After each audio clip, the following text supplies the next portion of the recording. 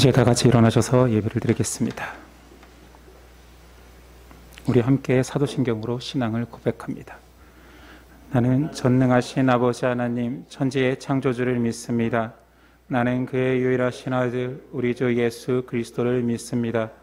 그는 성령으로 잉태되어 동정녀 마리아에게서 나시고 빈도 빌라도에게 고난을 받아 십자가에 못 박혀 죽으시고 장사한 지 사흘 만에 죽은 자 가운데서 다시 살아나셨으며 하늘에 오르시어 전능하신 아버지 하나님 우편에 앉아 계시다가 거기로부터 살아있는 자와 죽은 자를 심판하러 오십니다. 나는 성령을 믿으며 거룩한 공교회와 성도의 교제와 죄를 용서받는 것과 몸의 부활과 영생을 믿습니다. 아멘.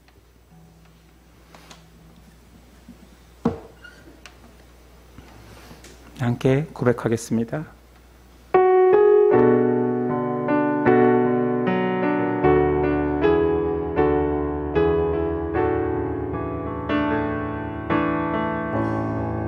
나는 찬양하리라 주님 그 이름 찬양 예수 대신 그 이름 나 찬양하리라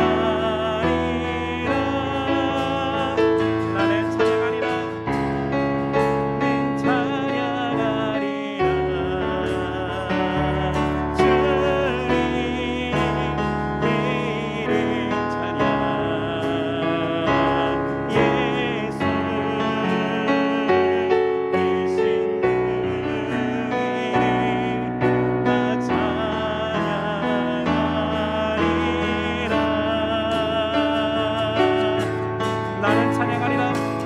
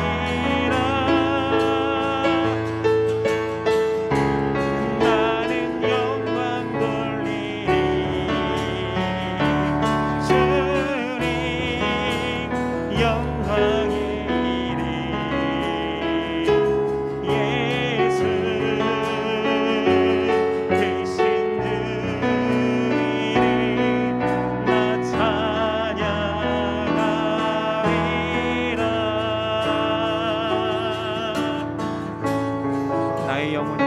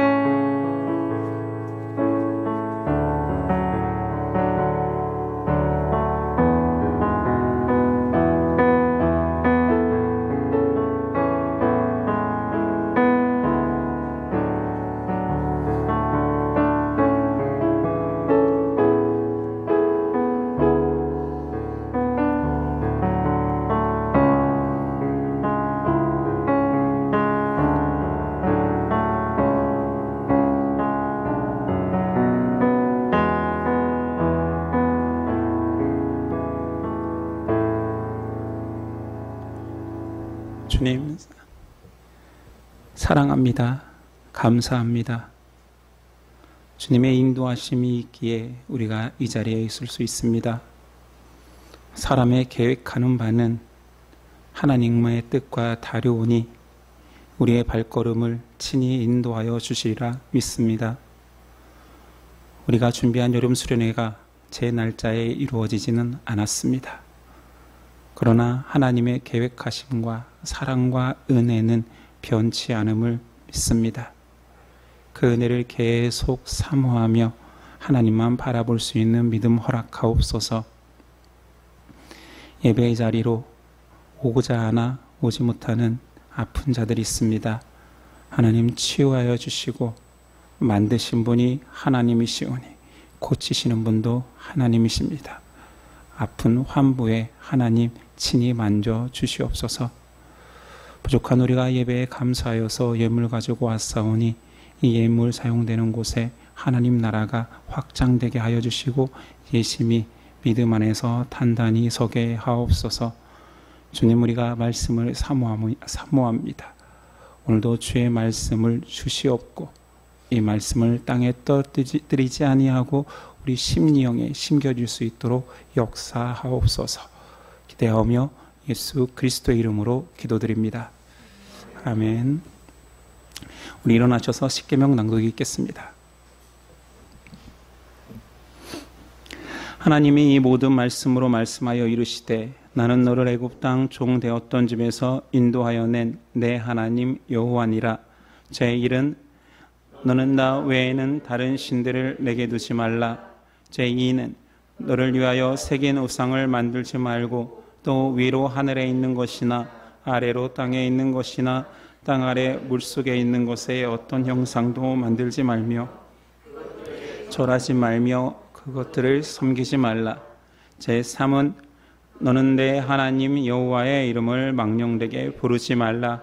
제4는 안식일을 기억하여 거룩하게 지키라. 제5는 내 부모를 공경하라. 제6은 살인하지 말라. 제7은 간음하지 말라. 제8은 도둑질하지 말라. 제9는 내 이웃에 대하여 거짓 증거하지 말라. 제10은 내 이웃의 집을 탐내지 말라. 예수께서 이르시되 내 마음을 다하고 목숨을 다하고 뜻을 다하여 주 너의 하나님을 사랑하라 하셨으니 이것이 크고 첫째 되는 계명이요 둘째도 그와 같으니 내 이웃을 내 자신같이 사랑하라 하셨으니 이 두 계명이 온 율법과 선지자의 강령이니라. 아멘.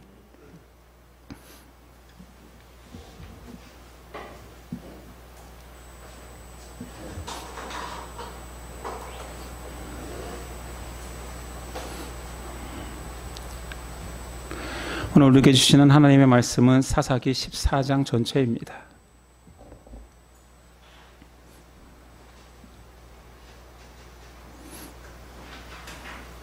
사사기 14장 1절에서 20절까지 저 여러분들이 한 절씩 교독하겠습니다. 14장 1절입니다. 삼손이 딥나에 내려가서 거기서 블레셋 사람의 딸들 중에서 한 여자를 보고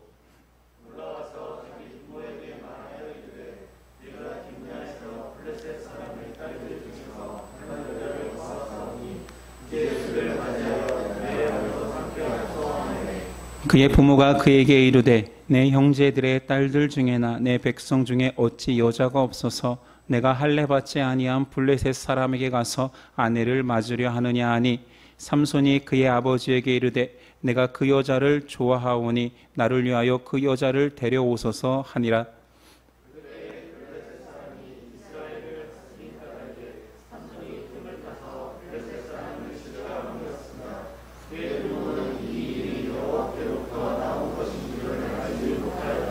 삼손이 그의 부모와 함께 딥나에 내려가 딥나의 포도원에 이른즉 젊은 사자가 그를 보고 소리 지르는지라. 여호와의 영이 삼손에게 강하게 임하니 그가 손에 아무것도 없이 그 사자를 염소새끼를 찢은 것 같이 찢었으나 그는 자기가 행한 일을 부모에게 알리지 아니하였더라. 그가 내려가서 그 여자와 말하니 그 여자가 삼손의 눈에 들었더라.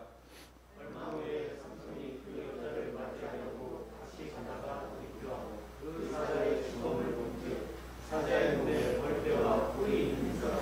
손으로 그 꿀을 떠서 걸어가며 먹고 그의 부모에게 이르러 그들에게 그것을 들여서 먹게 하였으나 그 꿀을 사자의 몸에서 떠왔다고는 알리지 아니하였더라.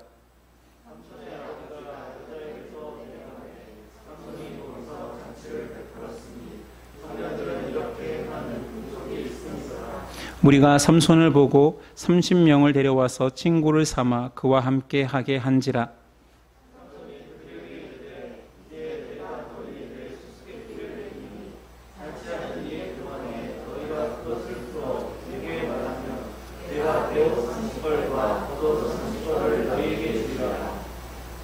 그러나 그것을 능히 내게 말하지 못하면 너희가 내게 베옷 30벌과 겉옷 30벌을 줄지니라 하니 그들이 이르되 내가 수수께끼를 내면 우리가 그것을 들으리라 하매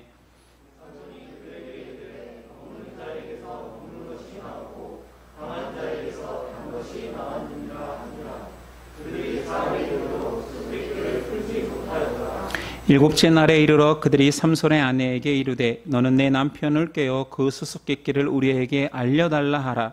그렇지 아니하면 너와 내 아버지의 집을 불사르리라. 너희가 우리의 소유를 빼앗고자 하여 우리를 청한 것이 아니냐? 그렇지 아니하냐 하니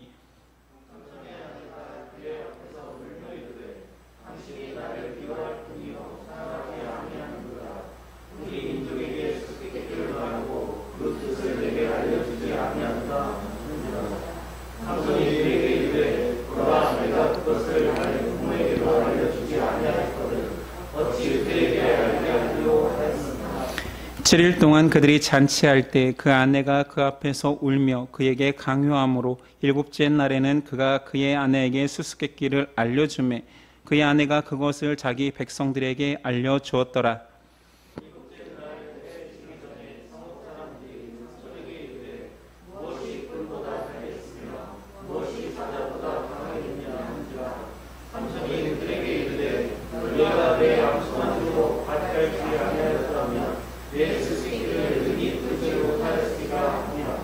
여호와의 영이 삼손에게 갑자기 임하심에 삼손이 아스글론에 내려가서 그곳 사람 30명을 쳐 죽이고 노략하여 수수께끼 푼 자들에게 옷을 주고 심히 노하여 그의 아버지의 집으로 올라갔고 삼손의 아내는 삼손의 친구였던 그의 친구들에게 준바되었더라.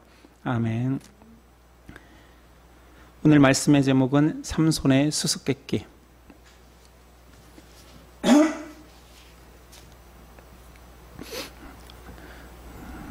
삼손의 수수께끼라는 제목으로 은혜 나누겠습니다. 오늘 삼손 이야기 두 번째 이야기입니다. 지난 시간 삼손은 태중에서부터 나시인으로 구별된 사람입니다. 그 삼손이 장성하여 오늘 첫 번째 결혼식을 준비하는 내용입니다. 오늘 말씀은 14장부터 읽었지만 사실은 13장 마지막 절도 14장과 연결되어 있다고 봐도 무관합니다. 성경은 원래 장과 절이 없이 다 연결되어 있기 때문입니다. 13장 마지막 절입니다. 소라와 에스다올 사이 마하나단에서 여호와의 영이 그를 움직이기 시작하였더라. 하나님이 영이 삼손을 움직이게 해서 행한 일 첫 번째는 바로 결혼이었습니다. 장년이 된 삼손이 아내를 구하는 장면부터 시작된다고 볼 수 있지요. 우리는 삼손에 대해서 흔히 오해하는 것 중에 하나가 삼손을 그냥 나쁜 사람, 나실인으로 구별되었지만 여자에 빠져서 하나님의 사명을 저버린 사람으로 단정합니다. 물론 삼손의 스토리가 그렇게 전개되는 것은 사실이고 오해를 불러일으킬만 합니다. 그런데 사사기 전체의 주제가 사사를 본받자가 아니고 사사를 통해 일하시는 하나님의 관점에서 본다면 삼손도 사사로서 하나님의 구원 사역을 드러내는 인물일 뿐입니다. 삼손이 블레셋 여인과의 결혼을 준비합니다. 이스라엘 백성에게 블레셋은 가나안 족속으로 절대로 결혼해서는 안 되는 사람입니다. 삼손의 부모들도 반대하지만 삼손은 결혼을 강행합니다. 평생 나실인으로 살아야 될 자임에도 불구하고 이방 여인과 결혼하겠다 합니다. 3절, 그의 부모가 그에게 이르되 내 형제들의 딸들 중에나 내 백성 중에 어찌 여자가 없어서 내가 할례 받지 아니한 블레셋 사람에게 가서 아내를 맞으려 하느냐 하니 삼손이 그의 아버지에게 이르되 내가 그 여자를 좋아하오니 나를 위하여 그 여자를 데려오소서 하니라. 물론 삼손은 이 결혼에 다 계획이 있습니다. 이 계획은 선한 계획이었습니다. 블레셋 여인과 결혼하여서 이스라엘을 핍박하고 있던 그 블레셋 사람을 치려는 계획을 세웠던 거지요. 4절, 그때 블레셋 사람이 이스라엘을 다스린 까닭에 삼손이 틈을 타서 블레셋 사람을 치려 함이었으나 그의 부모는 이 일이 여호와께로부터 나온 것인 줄을 알지 못하였더라. 삼손은 선한 의도로 내가 블레셋에 우리 백성을 구원하기 위해서는 먼저 블레셋 사이에 침투해야 돼. 그러니까 그 가장 좋은 방법이 내가 생각하기에는 결혼 같아 했던 것이지요. 그러나 그 삼손의 선한 의도라고 해서 그것이 하나님의 뜻에 부합했다라고 볼 수는 없습니다. 그리고 처음 삼손이 그렇게 귀한 마음을 가졌을지라도 오늘 내용을 계속 보다 보면 삼손의 그 선한 의도가 변질되기 시작합니다. 1, 2절, 삼손이 딥나에 내려가서 거기서 블레셋 사람의 딸들 중에서 한 여자를 보고 올라와서 자기 부모에게 말하여 이르되, 세 가지 단어로 삼손을 표현하고 있는데 여기서 보고 올라와서 부모에게 말하되는 원어에서는 진행형으로 굉장히 급박하게 돌아가고 있음을 보여줍니다. 제가 그래서 한번 의역한다라면 이 진행형 계속적 용법을 사용하면 이런 거지요. 삼손이 그 여인을 보자마자 급히 올라와서 더 생각할 여유조차 없이 선언하길, 나 그 여자와 결혼하겠습니다, 이런 뜻입니다. 3절 후반절에는 그 여자가 마음에 들어요. 7절에도 말하죠. 내가 데려가서 그 여자와 말하니 그 여자가 삼손의 눈에 들었더라. 처음 의도는 내가 블레셋에 침투하기 위해서 위장 결혼을 하겠습니다 였는데, 이제 그 여자를 만나보니 흔히 하는 표현으로 그냥 뿅 간 거예요. 마음에 들어버린 것입니다. 이때부터 선한 의도보다는 악한 욕구가 그를 지배하기 시작합니다. 하나님의 영에 감동되어서 결단하고 헌신하려는 마음에 삼손은 블레셋 여인이라 할지라도 나는 결혼할 것이다, 그로 인하여서 내 백성을 구원할 것이다 라는 부모의 반대도 무릅쓰고 큰 헌신을 한 거지. 그러나 사람이 나를 드리고 심지어 내 목숨을 드리는 큰 어마어마한 헌신을 한다 할지라도 그것이 하나님의 뜻이 아닐 수도 있습니다. 그래서 예수님 성령으로 시작하였으나 육체로 망한다 말했던 거지요. 사람은 변심하는 존재입니다. 죄라는 것이 괴물처럼 나타나서 나를 윽박지른다라면 당연히 죄를 피해갈 거예요. 근데 죄는 그렇게 다가오지 않고 나의 친구처럼 다가와 꿀처럼 유혹합니다. 하나님의 사명과 자신의 유익이 대치될 때 정말 대다수의 사람들은 욕망에 넘어갑니다. 하나님의 사명이라고 거창하게 말할 필요도 없습니다. 하나님의 일, 사역과 내 편안함이 대치될 때 사람들은 내 편안함을 택하기 쉽다라는 거죠. 오늘 말씀에서 삼손은 처음은 하나님의 영에 이끌리어로 시작되었으나 점점점 내가 그 여자를 좋아하니로 바뀌어 갑니다. 이 과정에서 한 가지 어려운 해석을 만나게 됩니다. 4절, 그때 블레셋 사람이 이스라엘을 다스린 까닭에 삼손이 틈을 타서 블레셋 사람을 치려 함이었으나 그의 부모는 이 일이 여호와께로부터 나온 것인 줄을 알지 못하였더라. 이 일이라는 것이 삼손이 이방 여인과 결혼하려는 이것이 하나님의 뜻이었다라고 해석하면 하나님이 직접 내려주신 계명을 어기게 됩니다. 가나안 땅에 가서 절대로 하지 말라는 이방 여인과의 결혼, 그걸로 약이 되는 너희가 우상에 빠질 거라는 하나님의 그 단호한 명령을 하나님이 스스로 깨는 것이 되지요. 그래서 이 말씀은 잘 자구적으로 해석하는 것이 아니라 문맥상에서 사사기 전체의 주제 안에서 해석하면 어렵지 않습니다. 사사를 택하고 특별히 삼손을 태중에서부터 불러 일으키신 하나님께서 블레셋을 쳐서 이스라엘을 구원하려는 하나님의 사명이 삼손을 이끌었다라는 말은 맞고요. 이것이 하나님의 계획인 거지만 소명을 주신 하나님의 그 뜻을 바로 이해하지 못한 삼손이 정욕에 이끌리어 자기가 만족스러운 대로 이방 여인과 결혼한 것입니다. 그렇게 해석해야 바르겠지요. 삼손은 거룩한 목적이라고 설정한 그 목적을 위하여서 하나님이 원치 않는 이방 여인과의 결혼을 했습니다. 이것을 정당화할 수는 없습니다. 많은 신앙인들이 이런 우를 범하지요. 사역을 하면서 자신의 욕망을 내가 사역하고 있기 때문이라는 그 위치 때문에 하나님의 뜻으로 착각합니다. 사역에만 매달리는 미숙한 사역자에 의해서 공동체가 얼마나 힘들고 아픔을 겪습니까? 그런데 그는 당당합니다. 난 지금 사역하고 있잖아. 하나님의 일을 하고 있잖아 하면서 그 위치에서 상처를 주기도 합니다. 또한 일꾼들은 하나님의 뜻이라며 이거 믿음으로 행했다라고 하면서 하나님의 뜻에서 멀어진 그 행위를 합리화하기 시작합니다. 하나님의 뜻은 블레셋에서 이스라엘을 구원하는 것은 맞습니다. 그러나 블레셋 여인과 결혼하는 것이 하나님의 뜻은 아닙니다. 말씀에서 벗어난 순종을 하면서도 하나님을 위해서 그렇게 했다라고 많은 일꾼들이 합리화하기 쉬운 거죠. 말씀에도 이런 내용이 있습니다.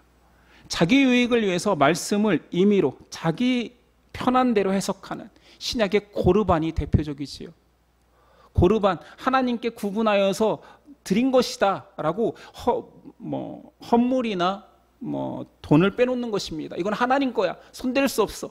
그래서 자식된 내가 내 부모를 부양할 수 없어. 이렇게 핑계댔을 때 썼던 말이지요. 예수님이 이건 틀렸다 말씀하셨습니다. 삼손의 이방 여인과의 결혼의 해석은 이렇게 해야 맞습니다. 삼손은 자기 만족에 근거한 이 잘못된 결혼을 했지만 그럼에도 불구하고 하나님은 자신이 택한 삼손을 통한 구원 계획은 계속된다. 멈추지 않는다. 하나님께서 선을 이루시기 위하여서 악을 통해서 일하시지 악을 조장해서 일하시는 것은 아닙니다. 예를 들어 요셉의 형제들이 요셉을 판 것은 너무 큰 죄입니다. 이것만 있어서도 안 될 폐륜에 가깝지요. 그것을 하나님께서 그렇게 인도하셨다라고 하는 것이 아니라 요셉이 형들에 의해서 애굽에 팔렸을지라도 하나님은 그 요셉을 통하여서 쉬지 않고 구원을 이루신다라고 보는 게 맞습니다. 하나님의 구원 계획은 놀랍습니다. 인간의 실수가 그 구원을 막을 수 없지요. 인간의 악함과 욕심이 하나님의 큰 계획을 가로막을 수가 없습니다. 오늘 삼손은 결혼하기로 작정하고 부모님을 모시고 딥나를 재방문합니다. 부모님을 모시고 가니 우리 식으로 얘기한다면 상견례가 이루어지고 있는 거지요. 근데 가는 길에 또 한 번 삼손이 하나님의 영이 임하여서 부모님이 없는 어떤 곳에 가서 맨손으로 사자를 찢어 죽입니다. 사람이 사자를 죽일 수 있습니까? 불가능합니다. 저는 사자를 죽였다는 사람을 본 적이 있습니다. 케냐에서 선교 사역할 때 방학이 되어서, 저는 학교 사역을 했으니까 방학이 되어서 단기 선교로 마사이족을 방문한 적이 있습니다. 그곳에 갔더니 한 남성 마사이족을 향하여서 저 사람은 사자와 싸워 이긴 사람이래요. 그렇게 소개를 해요. 그러냐고, 그런 사람이 있냐고. 나중에 식사 시간에 그곳에서 사역하는 선교사님에게 물어봤습니다. 저분이 사자와 싸워 이기신 분이라면서요. 근데 선교사님이 막 웃으시면서 아니 어떻게 사람이 사자와 싸워서 이겨요? 이러는 거예요. 그럼 저분은 뭡니까? 했더니 이제 설명을 해주시는데 마사이족 안에 사자가 내려와서 사람을 죽인 일이 있답니다. 그러면 마을 전체가 목숨 걸고 그 사자를 죽여야 된답니다. 인육의 맛을 본 맹수는 살려둬서는 안 되기 때문입니다. 그래서 사람의, 이런 표현이 참 그렇지만 살코기는 염분이 많아서 물가에 가면 찾을 수 있대요. 그래서 물가에 마사이족 20명이 넘는 장정이 가서 살아 돌아온 사람 중에 한 명이랍니다. 오해한 거죠. 그 사람은 제가 잘못 알아들었을 수도 있습니다. 살아 돌아온 사람 중에 한 사람이다. 사자와 싸워 이긴 사람이다. 이렇게 오해한 걸 수도 있지요. 사람이 사자를 이길 수는 절대로 없습니다. 이건 영화에서나 나오는 이야기죠. 6절 여호와의 영이 삼손에게 강하게 임하시니 그가 손에 아무것도 없이 그 사자를 염소 새끼를 찢는 것 같이 찢었으나 그는 자기가 행한 일을 부모에게 알리지 아니하였더라. 여기서 말하고 싶은 것은 사자를 이기는 삼손이 아니라 하나님의 영이 강력하게 임하면, 하나님과 함께하면 불가능한 일이 이루어진다. 특별히 여기서 더 강조하고 싶은 것은 삼손은 권능이 있다가 아닙니다. 하나님께 삼손에게 권능을 줬다가 아니라 이때까지만 해도 삼손은 하나님과 동행하는 자다. 딥나를 부모님을 모시고 내려갈 때 사자를 만날 때까지만 해도 아직까지는 하나님과 동행하는, 하나님을 더 의지하는 삼손이었습니다. 그런데 수개월 후 다시 혼인하기 위해서 딥나로 향할 때의 삼손은 전혀 다른 사람이 되어 있습니다. 그것을 나타내는 표현이 자기가 예전에 죽였던 사자의 사체 옆에 가니 그 속에 꿀이 있는 것입니다. 꿀벌들이 꿀집으로 삼은 거예요. 왜 이게 삼손의 변질이라고 이야기하느냐? 그는 나실인입니다. 지난 시간에도 얘기했듯이 나실인 계명은 3개로 요약됩니다. 많은 것을 요구하지도 않아요. 그 중에 하나가 사체에, 짐승이 됐든 사람이 됐든 죽은 시체에 가까이 가지 말라입니다. 근데 아무 꺼리낌 없이 사자의 사체에서 꿀을 꺼냅니다. 자신도 먹고 부모님에게도 가져다 드리지. 사자 뱃속에 꿀은 2가지 의미가 있습니다. 하나님의 역사의 자리잖아요. 삼손이 사자를 죽인 것이 아니라 하나님의 영이 임해서 죽인 사자잖아요. 그 자리에 꿀이 있다라는 유혹으로 볼 수도 있습니다. 당연히 피해야 될 나실인이 그 유혹에 이끌리어 하나님이 싫어하는 행위를 그 속에서 행한다라는 것입니다. 하나님이 역사한 그 자리에 사람을 유혹하는 꿀이 가득할 수도 있습니다. 그리고 어떤 이는 심지어 하나님의 역사하심 속에서 꿀을 요구하기도 합니다. 내가 이 정도 헌신했으니 복 주시옵소서, 꿀 주시옵소서. 나 지금 꿀 따러 왔지 헌신하러 온 거 아닙니다. 이걸 좋은 말로 변질하여서 복이라고 얘기하기도 하고 기복신앙이라고 얘기하기도 합니다. 그건 좋은 의미는 아니겠지만 조심해야 됩니다. 사자 뱃속의 꿀, 2번째 의미는 섭리적 역사로 보는 것입니다. 하나님께서 앞으로 진행될 삼손의 수수께끼, 그 수수께끼를 통한 하나님의 메시지를 다 보여주시기 위하여서 삼손을 그리로 인도한 것이지요. 신비로운 현상, 아니 사자를 죽인 것도 신비로운데 그 뱃속에 꿀이 생긴 것은 더 신비롭고, 또한 그 꿀을 삼손이 또 지나가는 길에 발견하게 한 것입니다. 이 흥미로운 사건이 삼손이 앞으로 진행될 혼인사건 속에서 삼손이 내는 수수께끼로 재등장합니다. 삼손을 통하여서 하나님께서 메시지를 주고자 함이 이 꼴의 의미로 본다라면 영적 해석이 가능하겠지요. 삼손의 혼인잔치가 시작됩니다. 블레셋의 결혼 풍습은 신랑 측이 신부 측에 와서 7일 동안 혼례 잔치를 벌인 다음에 신부를 데리고 집으로 귀향하는 것입니다. 삼손이 원래 이 결혼의 목적이 무엇이었습니까? 블레셋에 침투하여서 내가 블레셋을 치겠다 아니었습니까? 근데 이 혼인잔치는 말 그대로 잔치입니다. 이 잔치에서 가장 기뻐하는 사람은 삼손입니다. 본래의 계획은 온데간데 없습니다. 혼례식에 참여한 자들과 심지어 친구 맺습니다. 11절, 무리가 삼손을 보고 삼손이 얼마나 즐거웠고 행복했으면 30명을 데려와서 그 친구를 삼아 그와 함께하게 한지라. 이때 수수께끼가 등장하지요. 흥에 겨운 삼손이 야, 내 30명의 친구들을 모여봐. 내가 수수께끼를 하나 낼 거야. 내가 신비한 경험을 했거든. 근데 이걸 맞추면은 내가 선물을 할게. 내기까지 제안합니다. 12절, 삼손이 그들에게 이르되 이제 내가 너희에게 수수께끼를 내리니 잔치하는 이래 동안에 너희가 그것을 풀어 내게 말하면 내가 베옷 30벌과 겉옷 30벌을 너희에게 주리라. 수수께끼는 이런 것입니다.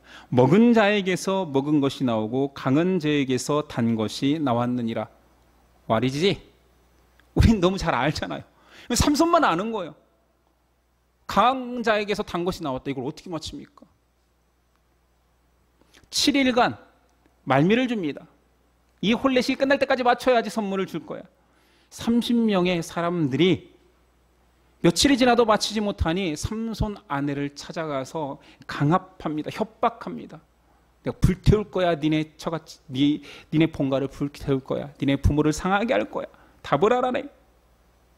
울며불며 삼손에게 가서 답을 알려달라고 합니다. 마지막 날 아내의 성화에 못 이겨 답을 알려주죠. 30명이 내기에서 이깁니다. 이때 삼손이 비유적으로 표현한 18절의 말씀이 이렇습니다. 너희가 내 암송아지로 밭갈지 아니하였더라면, 이 비유를 알겠죠? 내 아내를 통해서가 아니었더라면 내 수수께끼를 능히 풀지 못하였으리라 하니라. 삼손이 또 이럴 때 약속은 잘 지켜요. 자기 수중에 그 약속한 내기를 갚을 수 없으니 블레셋의 잔치에서 벗어난 블레셋 사람에게 가서 30명을 죽입니다. 30명을 죽여서 30명 내기에 그 값을 치릅니다. 19절 이하. 여호와의 영이 삼손에게 갑자기 임하시매 삼손이 아스글론에 내려가서 그곳 사람 30명을 쳐 죽이고 노략하여 수수께끼 푼 자들에게 옷을 주고 심히 노하여 그의 아버지의 집으로 돌아갔고 삼손의 아내는 삼손의 친구였던 그의 친구에게 준바되었더라. 이 얼마나 막장 드라마입니까? 갑자기 내기를 갚을 돈이 없어서 사람들을 쳐 죽여서 강도짓해서 갚습니다. 근데 하나님의 영이 임하여서, 그리고 삼손은 자기 아내에게 실망해서 놔두고 가버리고 장인도 화나서 그 삼손의 아내를 친구들에게 줘버립니다. 와, 막장이 진짜 한국 드라마도 이 정도까지 막장은 아니지요.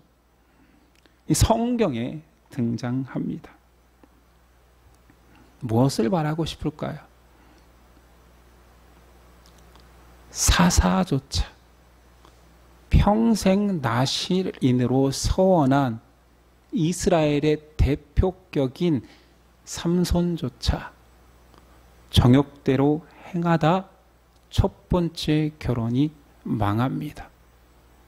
그러나 그 망함 속에서도 원래 계획하였던 하나님의 사역은 진행됩니다. 삼손이 홧김에 내기에 져서 블레셋 30명을 죽입니다. 하나님의 영이 임하여서 이 모든 것이, 삼손은 자기의 정욕대로 행하지만 이스라엘을 향한 하나님의 구원 계획은 멈춰지지 않는다. 심지어 잘못된 방식으로 그가 추진한다 할지라도 내 계획에서 사용한다. 나는 내 뜻을, 내 시간과 내 계획과 내 목표 안에서 모든 것을 이룬다라는 하나님의 큰 계획이 있습니다. 오늘 말씀에 뜬금없이 수수께끼가 나옵니다. 내용도 뭐 황당해요. 갑자기 성경에 이렇게 뜬금없는 수수께끼가 나오지는 않습니다.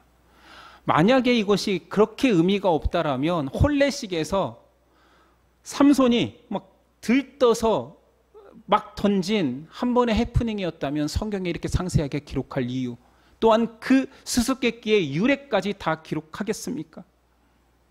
의미하는 바가 크다라는 거지요. 하나님께서는 수수께끼라는 사람이 아는 그 이야기, 그 내용을 통하여서 하나님 구원의 신묘막측하심을 전하고자 합니다. 니네가 상상을 하지 못할 걸.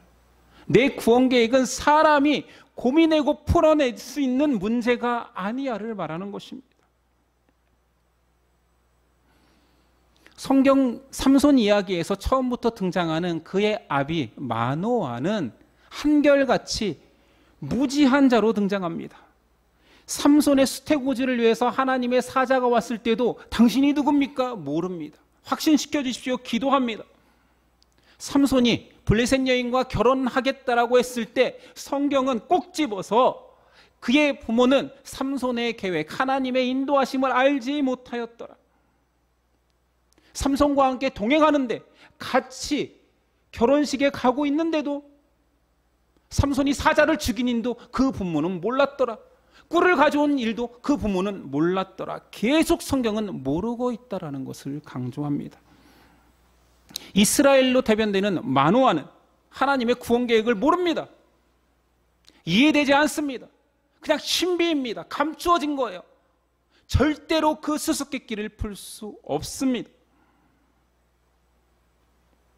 한 사람을 통한 하나님의 구원 계획, 구약 처음부터 신약 마지막까지 동일한 내용인데 사람들은 이해하지를 못합니다. 이것이 구원을 이루시는 하나님의 신묘막측하심, 사람의 입장에서는 풀 수 없는 수수께끼 신비입니다. 여기 구원이 이해되어서 하나님이 그렇게 이렇게 나를 구원하기 위해서 태초부터 지금까지 인도하셨구나를 이해하고 이 자리에 앉으신 분 계십니까? 아무도 없습니다. 혼례식의 수수께끼 내용 또한 황당하기 그지없습니다. 아니 문제가 풀 수 있어야 문제지요. 삼손이 경험한 자신의 경험을 바탕으로 내면 그 삼손이 되어보지 않는 사람은 어떻게 압니까? 강한 거에서 단 것이 나온다. 그걸 어떻게 알아요? 삼손이 경험인데. 문제가 심오하고 어려워서 못 푸는 게 아니에요. 문제를 낸 사람만 알 수 있는 경험이라는 거지. 하나님의 구원 계획이 그렇습니다. 하나님이 구원하시기로 한 방식으로만 전개되기에 사람은 풀어낼 수 있는 구원 계획이 아닙니다. 감추어진 신비며 수수께끼입니다.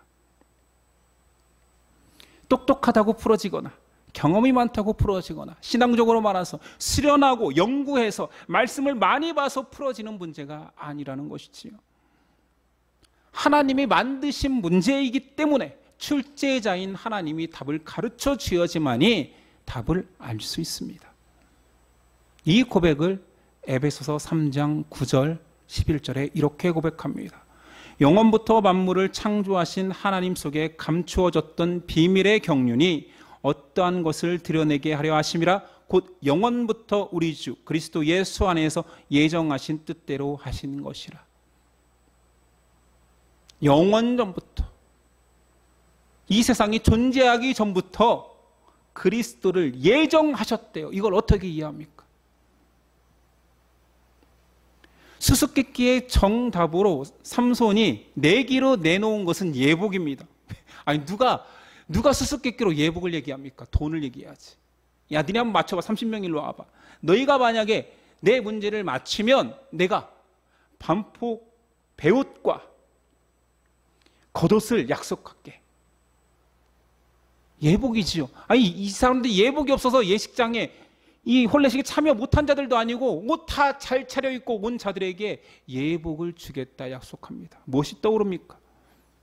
예수님이 비유로 말씀하신 왕의 혼인잔치가 떠오르지 않습니까? 그 비유의 마지막은 이렇습니다. 예복이 준비되지 않은 자는 쫓아내고 그는 슬피 울며 이를 갈며 있으리라. 삼손 수수께끼의 정답은 이렇습니다. 세상에서 가장 강한 거 사자고 세상에서 가장 단 거 꿀입니다. 이거 초등학교 1학년도 알아요. 자, 이 시대로 돌아가 봅시다. 총이 있어요? 엽총으로 쏴서 사자를 이길 수 있습니까? 창으로 찔러서 사자를 죽일 수 있습니까? 그들에게 가장 강한 것은 그냥 사자밖에 없어요. 그리고 설탕이 있습니까? 설탕을 대신하는 사카린이 있다고요? 그 시대에 가장 단 것으로 대표되는 것은 꿀밖에 없어요. 강한 것은 사자요, 단 것은 꿀이다. 이게 1학년도 맞히잖아요. 그런데 문제는 이 연관성은 삼손이 경험한 특별한 경험이기 때문에 아무도 연관을 못 지어요. 사자하고 꿀이 무슨 상관이야? 사자가 꿀 모아? 최소한 곰하고 꿀은 연관되죠. 곰돌이 푸우 때문에. 아니면 곰이 꿀을 좋아하니까. 사자하고 꿀은 연관되지 않습니다. 경험한 사람이 아니고서는 맞출 수 없는 답이에요. 강한 사자와 달콤한 꿀이 어떻게 연결될 수 있습니까? 영적 정답을 말한다라면 아마 삼손도 모르는 거예요. 자기가 경험했으니까 냈지만 아무도 못 맞힐 답이야. 그냥 황당한 문제인 거예요. 이런 문제를 냈으면 나중에 답 알고 삼손을 취업해야 돼. 야, 이걸 누가 맞히라고? 네 경험 속에나 있는 일이지. 세상에 단 한 번 있는 일을 가지고 수수께끼라고 화를 낼 일입니다. 근데 영적 답은 삼손도 모르고 수수께끼를 풀고 아내를 통해서 그 답을 알게 돼서 말하고 내기에서 이긴 자들도 모릅니다. 이게 뭔 말이야? 그러니까 세상에서 가장 강하다는 사자를 하나님의 영이 임한, 그것도 강력하게 임했다라는 표현을 가지고 그 강력한 하나님의 영이 죽입니다. 그리고 그 강력함 속에서 꿀이 나옵니다. 사자를 삼손이 죽인 게 아니에요. 하나님이 죽였습니다. 그리고 사람에게 꿀을 얻게 하십니다. 세상에서 가장 강한 자를 죽여 사람을 유익하게 하는 것, 무엇이 떠오르십니까? 성경 말씀 전체는 하나의 관심사밖에 없습니다. 예수 그리스도. 성경 첫 절부터 마지막 절까지 전하고 싶은 것은 예수 그리스도를 통한 하나님의 구원입니다. 이 긴 이야기를 삼손 첫 번째 실패한 결혼 속에서 하나님이 말하고 싶은 거예요. 신비롭다, 수수께끼다. 니네는 몰라. 내가 답을 알려주면 너희는 절대로 몰라. 근데 답을 알려줄 거야. 답을 아는 자만 내가 예복을 준비시켜서 혼례장치에 참여하게 할 거야. 강한 자를 죽여서 너희에게 꿀을 주시는 하나님의 권능이 있어. 오직 예수 그리스도를 통한 구원을 또 예표하시는 거지. 이것은 비밀이며 신비입니다. 이해되지 않는 영역입니다. 절대자가 절대자를 죽여서 그의 피조물을 살린다고요? 말도 안 되지. 우리는 들었기 때문에 그런가 보다 하는 거지 이게 이해되는 게 아니에요. 절대자가 죽일 수 있습니까? 무신론자들이 하는 첫 번째 질문, 이걸로 모든 종교는 깨뜨릴 수 있어. 절대자가 있다며. 그러면 절대자는 자신을 죽일 수 있어? 이 답을 가져오면 내가 신을 믿을게. 절대자는 모든 걸 할 수 있어야 절대자잖아. 그러면 절대자가 자신을 죽일 수 있을까 없을까? 이 답을 가져와. 무신론자들이 이렇게 장난을 칩니다. 근데 이런 장난을 아셨나 봐요. 하나님 할 줄 알았나 봐요. 철학자들, 머리 똑똑하다는 자들의 생각이 거기서 머물 걸 아셨나 봐요. 절대자가 절대자를 죽여버렸습니다. 그래서 구원을 완성하셨습니다. 창세기 처음부터 이 얘기를 계속하는데 못 알아들어요. 못 알아들어요. 못 알아들을 수밖에 없죠. 수수께끼니까, 신비니까. 그래서 정답을 계속 가르쳐주는 것입니다. 예표하는 것입니다. 등장하는 것입니다. 노아를 통하여서, 아브라함을 통하여서, 요셉을 통하여서, 삼손을 통하여서, 다윗을 통하여서, 수많은 선지자를 통하여서, 엘리야를 통하여서, 말라기 선지자를 통하여서 계속 등장하는 거지. 하나님이 구원한다. 이건 신비야. 답을 알려준 사람만 그 답을 믿고 아멘하고 돌아오는 거라 말하는 것입니다. 너무도 크신 하나님의 사랑이 담겨 있습니다. 삼손의 정욕 때문에 망한 결혼이다. 삼손은 그렇게 살았기 때문에 하나님께서 치셨다의 결론이 아닙니다. 하나님은 아무도 알 수 없고 헤아릴 수 없는 그 은혜의 크기를 그냥 가르쳐 주십니다. 신비를, 수수께끼를 풀어주십니다. 그 백성들에게 이것이 정답이라 말씀하시고 이 정답을 고백하는 자들에게 예복을 주십니다. 디모데전서 3장 16절 크고다 경건의 비밀이여 그렇지 않다 하는 이 없도다. 그는 육신으로 나타난 바 되시고 영으로 의롭다 하심을 받으시고 천사들에게 보이시고 만국에서 전파되시고 세상에서 믿음 바 되시고 영광 가운데서 올려지셨느니라. 이것은 그냥 보여준 것입니다. 이해되는 것이 아닙니다. 사사기 지금 마지막 사사인 삼손 이야기를 하고 있습니다.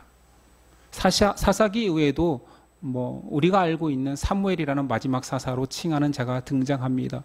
그러나 이 사사기라는 책에서 등장하는 마지막 인물을 통하여서 삼손이라는 그가 의도는 선한 의도로 시작했을지 모르지만 역시 연약한 죄인이었기 때문에 자기의 욕망으로 빠져들었습니다.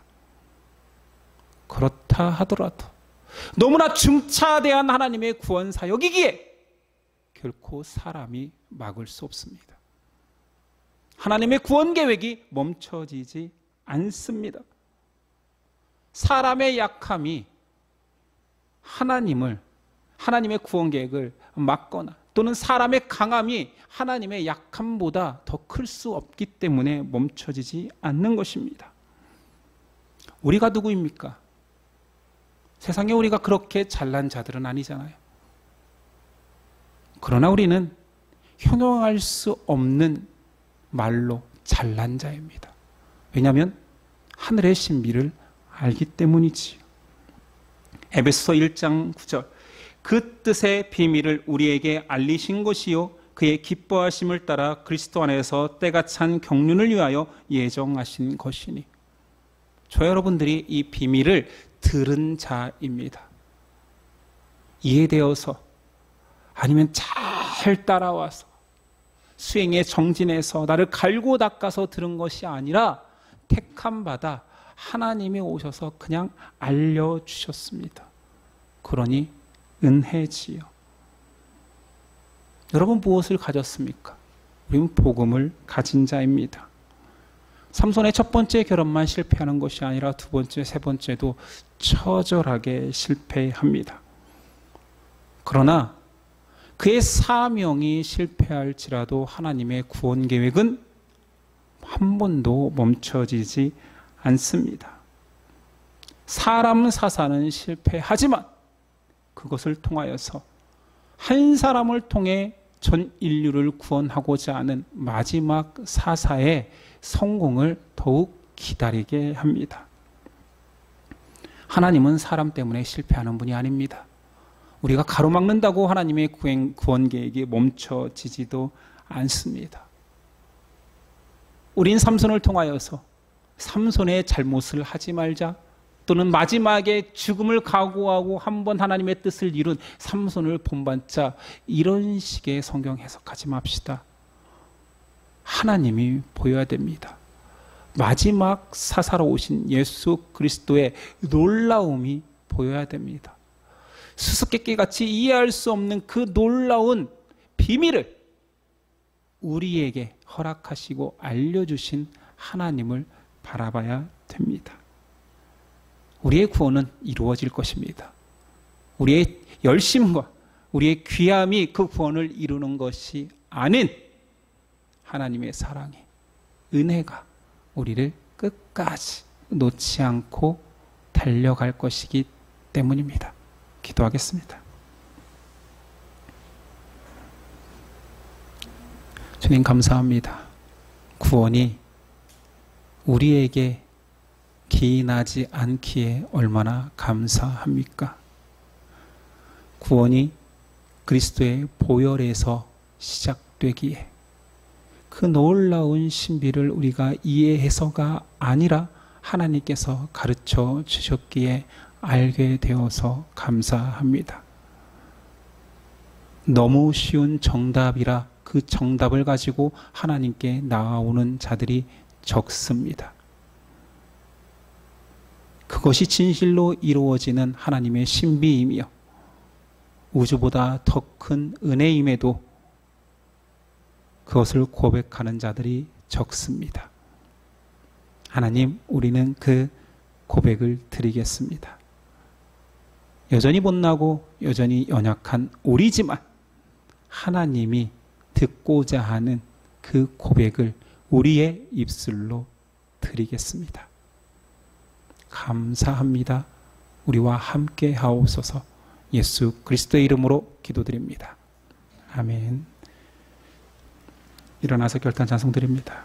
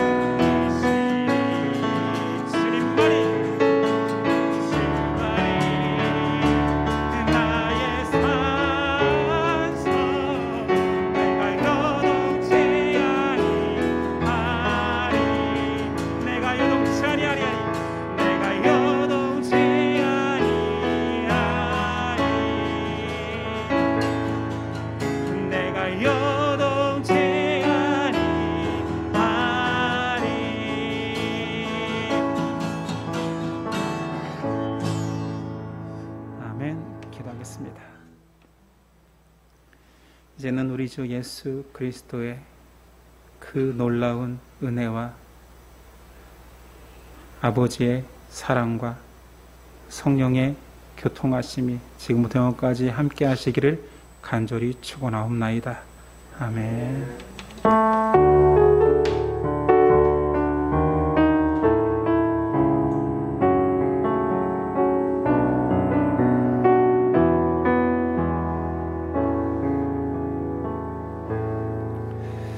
옆 사람과 인사했으면 좋겠습니다. 우리는 신비를 아는 자입니다.